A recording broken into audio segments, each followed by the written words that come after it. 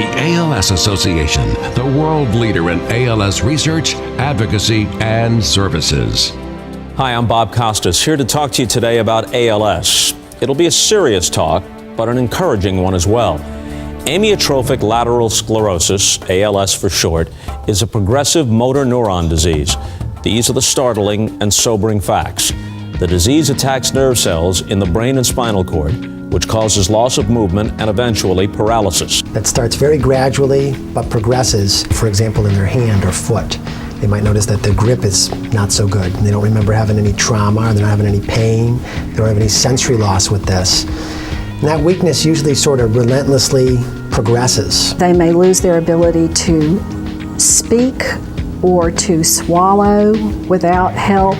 The last ability that is lost is the ability to breathe on your own. I became kind of concerned when I started noticing weakness in Dad's hand, and so the story goes. After the diagnosis, devastation, and woohoo, I can do this, and then probably 3 months of crying every day. Our brains are working perfectly.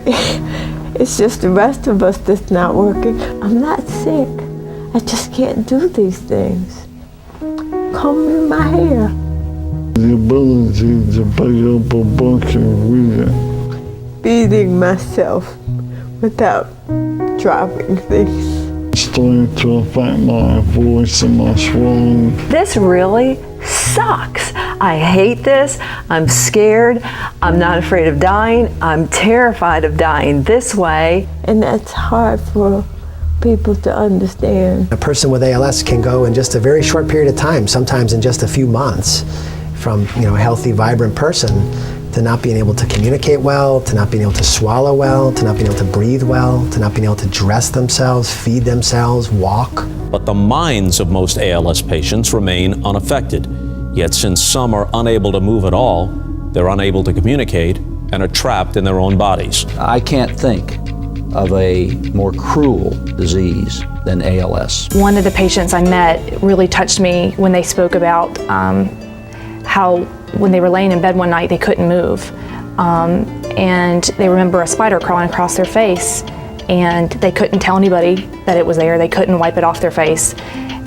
And they had to just lay there and watch that spider crawl across their face and not be able to do anything about it. And I remember thinking to myself, what if that was me? What would I do?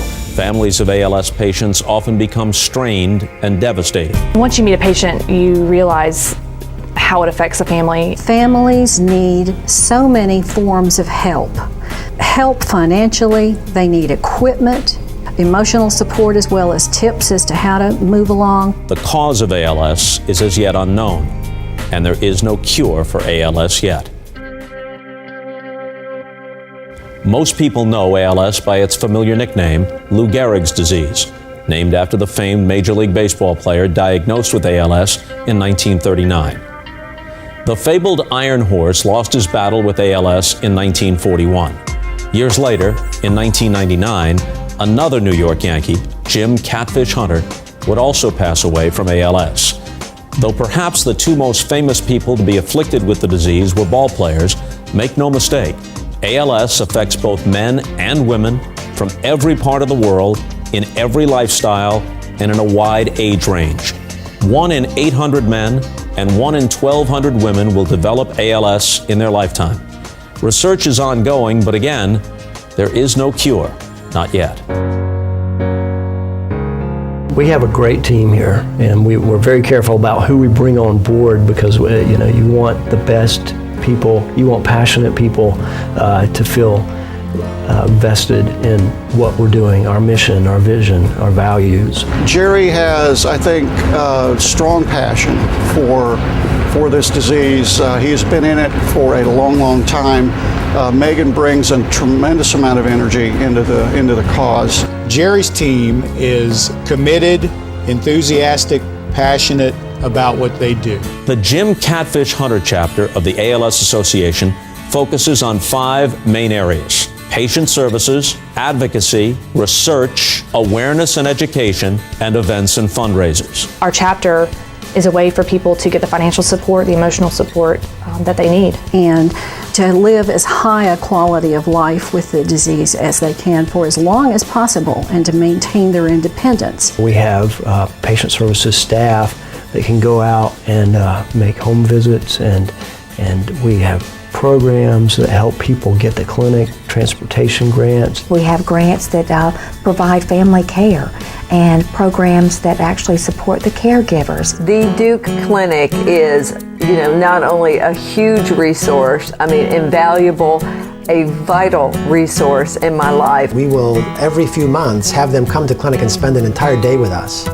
And they will be gone over from head to toe. Without the support from the Catfish Untitled Chapter, we really could not exist the way we do. They supply funds directly to support certain positions that we have here. We have a psychologist that we work with. We use money to help pay the therapist, nutritionist. The support allows us to bring in all these other people that provide services that are often not directly billable to insurance companies. We also encourage folks to get out to support groups. And in fact, we go to support groups. We go and we talk about the things that are happening in the clinic, and we go and we listen to what our patients and their caregivers are telling us. And those are, support groups that are largely sponsored by the ALS Association. We have all sorts of information for people with ALS, tons of books from diet, nutrition. We have a series of manuals called Living with ALS, stories of courage written by people that have been through this. We have a website that has a lot of information on there. The Walk to Defeat ALS is our chapter signature event. It's a fun-filled day for family and friends to get together and come out and walk in memory or in honor of someone who's living with ALS or has lived with ALS. It is truly their day in the sun with our chapter. The money that's raised through the Walk to Defeat ALS helps fund all of our programs, whether they're the grant programs, the loan closet, the support groups. It helps to band together, and the ALS Association has the largest advocacy grassroots effort in the world. And every year in May, we go to Washington. We bring people from every state, and we walk the halls of Congress to talk about the things that are needed for people with ALS. There is a lot of hope out there. We're making huge strides. We're leading the world in research. We have over 100 active research projects. This progress would not be possible without the ALS Association. You are in a position to help the ALS Association. It's your contribution of time and money that makes the difference. You are truly needed. I really think that we're on an incredible pace now toward discovering something that dramatically changes the outlook for patients with this most dreaded of all diseases. We need to bring it to the next level, and we need big companies to help us get there. I think we in the business community have a responsibility to lend our support. Because of its efforts, patients and their families get support and help that otherwise they might not receive. Give through your cash, give through your talent, give through your time, give through your energy. This disease has been around for well over 100 years, and there's still no known cure. Having that brought to your attention, you can't stand by and not do something about it. It's a relationship where the less money we have, the longer it's going to take. The more, the quicker. People can get involved with our organization in various ways, whether it's at a fundraising event, whether it's helping a patient in need. Use whatever resources you had, financial, having a voice in the community. Look at me. I was a viable person. My brain still works beautifully, but I can't do anything because they have figured out why the battery between my brain and my body is not working right. So give so we can figure out why that's not working so that I can become a viable part of the community again. I would just say to any person, whether they be in the business community or have time and resources to contribute, you will get back far more than you give. And if we coordinate our efforts together, we can be a massive army to go out and really conquer ALS once and for all. And that's what I want to do. Please join us. Together we'll fight and defeat ALS. The ALS Association, the world leader in ALS research, advocacy, and services.